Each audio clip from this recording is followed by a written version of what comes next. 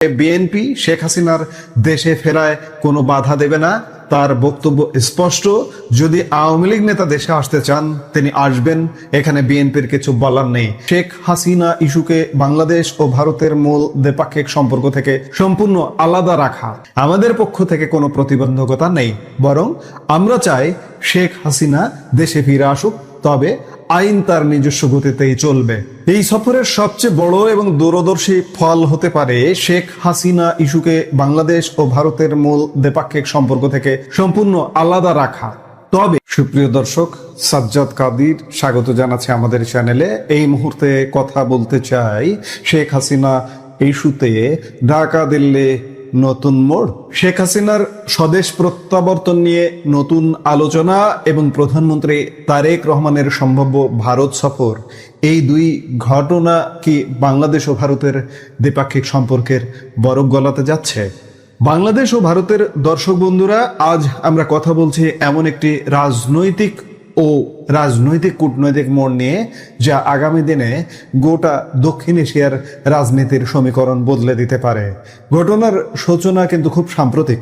বাংলাদেশের প্রধানমন্ত্রী তারেক রহমানের সঙ্গে একটি গুরুত্বপূর্ণ সাক্ষাৎ শেষ করেই তড়িৎ গতিতে দিল্লিতে ছুটে যান ঢাকায় নিযুক্ত ভারতীয় হাই কমিশনার দীনেশ ত্রিবেদী। তার এই দিল্লি সফরের একমাত্র লক্ষ্য ছিল ঢাকার বিশেষ বার্তা সরাসরি ভারতের প্রধানমন্ত্রী নরেন্দ্র মোদীর কাছে পৌঁছে দেওয়া। ঢাকা ছাড়ার ঠিক পরদিনই অর্থাৎ 11 আগস্ট সন্ধ্যায় ভারতের প্রধানমন্ত্রী নরেন্দ্র মোদীর সঙ্গে দীনেশ ত্রিবেদীর হাই প্রোফাইল সাক্ষাৎ অনুষ্ঠিত হয়। প্রধানমন্ত্রীর কাছ থেকে গুরুত্বপূর্ণ ফিরতি বার্তা নিয়ে ত্রিবেদী গত শুক্রবার বিকেলেই অর্থাৎ 14 আগস্ট আবার ঢাকায় ফিরে এসেছেন এবং 15 আগস্ট গতকাল ভারতের স্বাধীনতা দিবস ভারতীয় হাই কমিশনে তিনি উদযাপনে প্রধান মুখ হিসেবে উপস্থিত ছিলেন। কূটনৈতিক সূত্রগুলোর খবর অনুযায়ী সেই ফিরতি বার্তা পৌঁছে দিতেই পররাষ্ট্রমন্ত্রী ডক্টর খলিলুর রহমানের সঙ্গে আজকেই হয়তো দিনের দ্বিতীয়ার্ধে সাক্ষাৎ করতে যাচ্ছেন দীনেশ ত্রিবেদী। এই বৈঠকের পরই মূলত পরিষ্কার হয়ে যাবে প্রধানমন্ত্রী তারেক রহমানের চলতি মাসের 3য় সপ্তাহে ভারত সফরের বিষয়টি। এখন আর যাচ্ছেন কি যাচ্ছেন না এটির মধ্যে আলাপ নেই, যাচ্ছেন এটি নিশ্চিত। সফর শিডিউলটা হয়তো ঠিক হয়ে যাবে। এমনও সূত্রের খবর বলছে যে তারেক রহমান কোন হোটেলে থাকবেন সেই হোটেলও ইতিমধ্যে নির্ধারণ হয়ে গেছে, তাজ হোটেলে থাকবেন এমনটাই শোনা যাচ্ছে।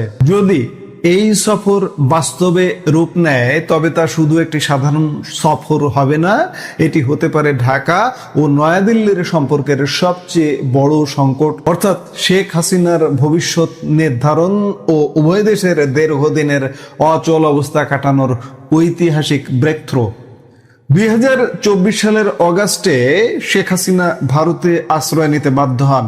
এরপর থেকে আওয়ামী লীগ সরকারের পতনের পর দুই দেশের সম্পর্কে চরম টানাপোড়েন শুরু হয়। চলতি বছরের 5ই আগস্ট একটি ভার্চুয়াল অনুষ্ঠানে অংশ নিয়ে শেখ হাসিনা দেশে ফেরার ইচ্ছে প্রকাশ করেন।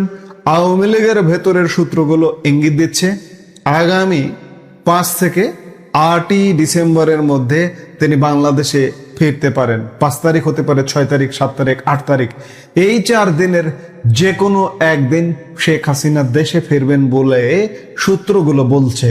এখানে ভারতের অবস্থান বেশ স্পষ্ট ও কৌশলগত। সূত্র নিশ্চিত করেছে যে শেখ হাসিনাকে বাংলাদেশে প্রত্যাবর্তন করতে ভারতের কোনো আপত্তি নেই, যদি ঢাকা তার জন্য পর্যাপ্ত নিরাপত্তা নিশ্চিত করতে পারে এবং পুরো প্রক্রিয়াটি আইন অনুযায়ী পরিচালিত হয়। অন্যদিকে বাংলাদেশের অভ্যন্তরীণ রাজনীতিতে বিএনপির অবস্থানও বেশ তাৎপর্যপূর্ণ। বিএনপির স্থায়ী কমিটির সদস্য গয়েশ্বর চন্দ্র রায় সংবাদ মাধ্যমকে জানিয়েছেন যে বিএনপি শেখ হাসিনার দেশে ফেরায় কোনো বাধা দেবে না, তার বক্তব্য স্পষ্ট।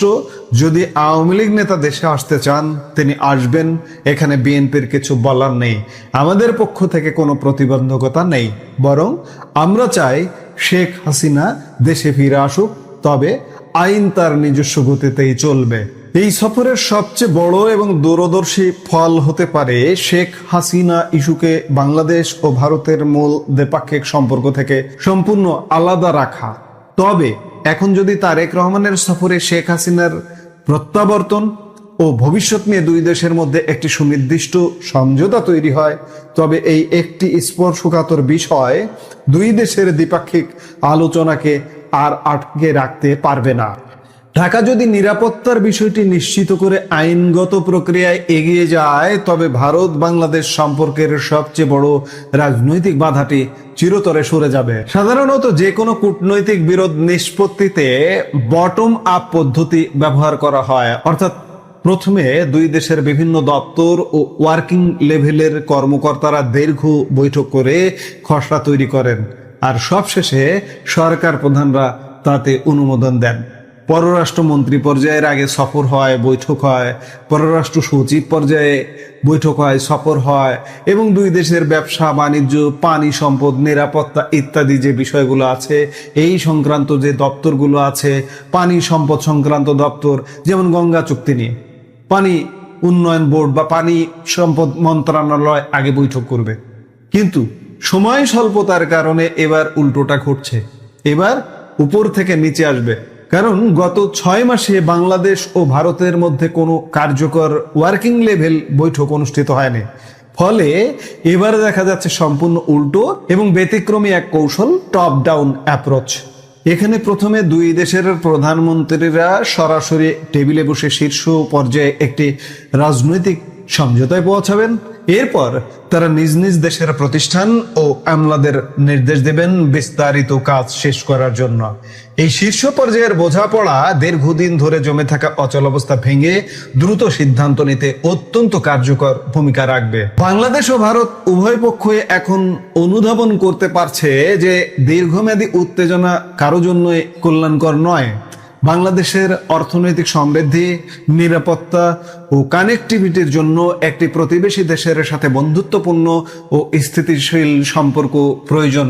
অপরদিকে ভারতের উত্তর পূর্বাঞ্চলের নিরাপত্তা এবং আঞ্চলিক স্থিতিশীলতার জন্য একটি সার্বভৌম, শক্তিশালী ও বন্ধুভাবাপন্ন বাংলাদেশ অপরিহার্য। তারেক রহমান ও নরেন্দ্র মোদীর এই সম্ভাব্য বৈঠক কেবল প্রথাগত কূটনৈতিক সফর নয়, বরং এটি হতে পারে অবিশ্বাসের চক্র ভেঙে এক নতুন যুগের সূচনা।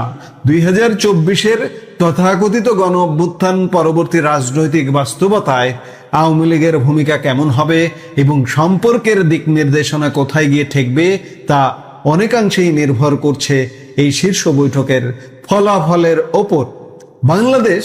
বাংলাদেশের বিএনপি সরকার বলতে পারেন যে বাধ্য হলো, মার্কিন যুক্তরাষ্ট্রের চাপে এটি বাধ্য হলো, কারণ এই সরকারটি গড়ে ওঠার পরপর ভারতের সাথে যে সম্পর্ক ভারত যেভাবে এগিয়ে এসেছিল, বিএনপি সরকার যেন তার হাত থেকে বেরিয়ে যাচ্ছে, বারবার বেরিয়ে যাচ্ছে। চীন সফর হয়ে গেল, তুরস্ক পাকিস্তানের নানা রকম এখানে কর্মকাণ্ড ইত্যাদি বেরিয়ে যাচ্ছিল।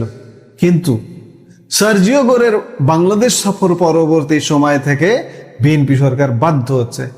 আপনারা যারা আমাকে নিয়মিত শোনেন, আমি আর একটা কথা বলেছিলাম, তারেক রহমান যখন দেশে আসেন উনি কিংবা দেশে এসছেন এমন সময়, যে তারেক রহমানের বাবা বাংলাদেশে তার নামের সাথে একটা বহুদলীয় গণতন্ত্র, মানে সব রাজনৈতিক দলের উন্মুক্ত। 75 সালে রাজনৈতিক দলের বিলোপ, জাতির বৃহত্তর স্বার্থে বাকশাল গঠন করা হয়েছিল। বাকশাল একটি অসাধারণ কনসেপ্ট এই জাতির উন্নয়নের জন্য, যেটি বাস্তবায়ন করলে বাংলাদেশ আজ ভিন্ন রূপে চলে যেত। কিন্তু বাস্তবায়নের আগে এর রূপকার, এর মহানায়ককে হত্যা করা হয়েছিল। এর পরবর্তী সময়ে জিয়াউর রহমান সব দলের রাজনীতি উন্মুক্ত করে দেয়, আওয়ামী লীগও নতুন করে রাজনীতি শুরু করেছিল। আমি বলেছিলাম তারেক রহমান দেশে আসেননি বা এসছেন এমন একটি সময়, যেই তারেক রহমানের সময়ে দেখবেন যে আওয়ামী লীগের রাজনীতি উন্মুক্ত হচ্ছে এবং সেটি হতে যাচ্ছে। এখন বাকিটা কি হচ্ছে আমরা নিশ্চয়ই দেখবার জন্য অধীর আগ্রহে অপেক্ষায় আছি। এই মুহূর্তের ভিডিও থেকে বিদায় নিতে চাইছি। দেখা হবে পরবর্তী ভিডিওতে। সে পর্যন্ত ভালো থাকুন, সুস্থ থাকুন।